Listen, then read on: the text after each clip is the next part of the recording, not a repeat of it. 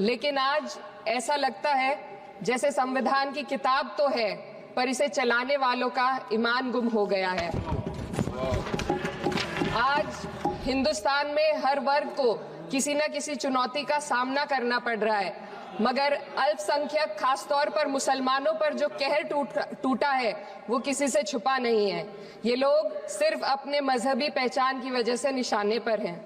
संविधान का अनुच्छेद 15 कहता है कि किसी भी नागरिक के साथ धर्म, जाति या किसी और वजह से भेदभाव नहीं होना चाहिए, लेकिन हकीकत इसके उलट है। हालात इस कदर बिगड़ चुके हैं कि hate speech, mob lynching, bulldozer द्वारा घरों को गिराने की घटनाएं आम हो गई हैं, खास तौर पर उत्तर प्रदेश में, जहां ऐसा लगता है जैसे कानून के नाम पर जंगल राज चल रहा हो। संभल में जो हुआ वो सबके सामने है। पुलिस के संरक्षण में निर्दोष लोगों की हत्या की गई और सरकार ने चुप्पी साध ली। अल्पसंख्यकों पर हिंसा बढ़ती जा रही है, मगर सत्ता में बैठे लोग या तो आंखें मूंदे हुए हैं या फिर इन घटनाओं को बढ़ावा दे रहे हैं। हद तो तब हो जाती है जब न्यायपालिका की बात भी अनसुनी कर दी जाती है। सुप्रीम कोर्ट ने मॉब लिंचिंग पर 11 सूत्रीय निर्देश जारी किए थे। इसमें साफ कहा गया था कि राज्य सरकारें और पुलिस इस तरह की घटनाओं को रोकने और दोषियों पर सख्त कार्रवाई करने के लिए जिम्मेदार है, लेकिन आज भी इन निर्देशों पर अमल नहीं हो रहा है। हाल ये है कि मॉब लिंचिंग को रोकने की बजाय सत्ता में बैठे लोग आग में घी डालने का काम कर रहे हैं। उनकी जुबान से ऐसी बातें निकलती हैं जो नफरत को और बढ़ावा देती है। ये अशांति अब इतनी गहराई तक फैल चुकी है कि हमारे समाज के धर्मनिरपेक्ष चरित्र पर गंभीर सवाल उठ रहे हैं। साल की शुरुआत में ही कई राज्यों में दुकानदारों को अपने नाम बोर्ड पर लगाने के लिए मजबूर किया गया। इसे सेहत और सुरक्षा के कानूनों का हिस्सा बताया गया, मगर असल मंशा कुछ और थी। ये कदम खास तौर पर मुसलमान दुकानदारों को निशाना बनाकर उठाया गया ताकि उनकी रोजी रोटी पर चोट की जाए। पिछले हफ्ते मुरादाबाद में एक मुस्लिम डॉक्टर को हिंदू बहुल्य मोहल्ले में घर खरीदने पर विरोध झेलना पड़ा। वजह बताई गई कि इससे मोहल्ले की सामाजिक शांति बिगड़ जाएगी।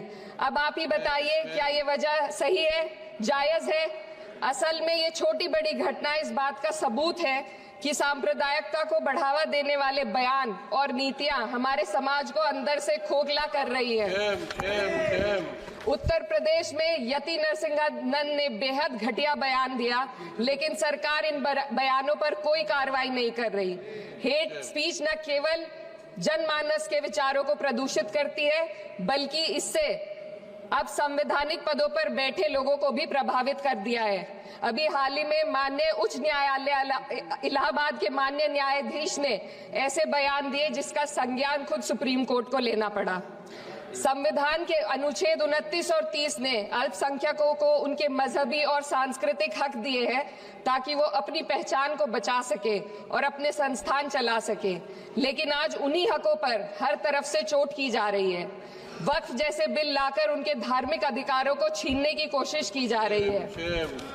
आज अल्पसंख्यक समुदाय को संविधान द्वारा दिए गए अपने बुनियादी अधिकार पाने के लिए लंबी लड़ाई लड़नी पड़ रही है। ऐसे कई मामले अदालत ने न्याय देकर संविधान की रक्षा की है, लेकिन अदालती प्रक्रिया में जो समय लगता है उसकी वजह से देश के सामाजिक ताने बाने को भारी नुकसान उठाना पड़ता है। मिसाल के तौर पर इलाहाबाद हाई कोर्ट ने 2004 के मदरसा एक्ट को रद्द कर दिया था, जिससे मदरसों के संचालन पर सवाल उठे। हालांकि सुप्रीम कोर्ट ने बाद में इस फैसले को पलट दिया और एक्ट को वैध करार दिया, लेकिन इस प्रक्रिया में जो समय लगा उसने अल्पसंख्यकों को बेचैनी और संघर्ष के दौर में डाला है। इसी कड़ी में प्लेसेस ऑफ वर्शिप एक्ट 91 भी आता है और कई अन्य अधिकार, उन्हें भी इसी तरह अदालती लड़ाइयों में उलझाया जा रहा है। ये स्थिति न केवल अल्पसंख्यकों के अधिकारों की राह में रुकावट है, बल्कि justice delayed is justice denied जैसी कहावत को सिद्ध करती है।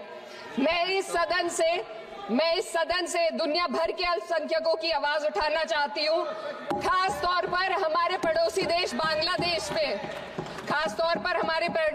बांग्लादेश में अल्पसंख्यकों के साथ जो हो रहा है वे दिल को गहरे तक चोट पहुंचाने वाला है। उनकी जान माल की हत्या की जा रही है। बांग्लादेश हो या हिंदुस्तान हो, या कोई और देश अल्पसंख्यकों की सुरक्षा, इज्जत और अधिकारों की हिफाजत हर सरकार की सबसे पहली जिम्मेदारी होनी चाहिए। मैं इस सदन से अपने देश के अल्पसंख्यकों के साथ बांग्लादेश के पीड़ित अल्पसंख्यकों की आवाज को एक साथ उठाना चाहती हूँ। ये वक्त की पुकार है कि हम सब मिलकर ये सुनिश्चित करें कि किसी भी इंसान को उसकी पहचान या मजहब के कारण डरकर जीने पर मजबूर ना होना पड़े। जहां हक छीने जाते हैं वहां अमन खो जाता है। ये बात हर सरकार को समझनी चाहिए। अगर हम सच में अपने संविधान का सम्मान करना चाहते हैं तो हमें नफरत और भेदभाव को खत्म करना होगा। हमें ये दिखाना होगा कि ये मुल्क हर वर्ग, हर जाति, हर धर्म और हर समुदाय का है, और जब तक ऐसा नहीं होगा तब तक संविधान की आत्मा सिसकती रहेगी। सर, अपनी बात को खत्म करते हुए मैं एक शेर अर्ज करना चाहती हूँ। ये दाग दाग उजाला, ये शब गजीदा शहर, वो इंतजार था जिसका ये वो शहर तो नहीं।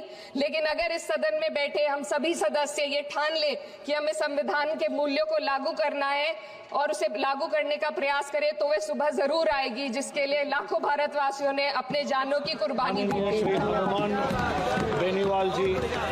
श्री हनुमान बेनीवाल जी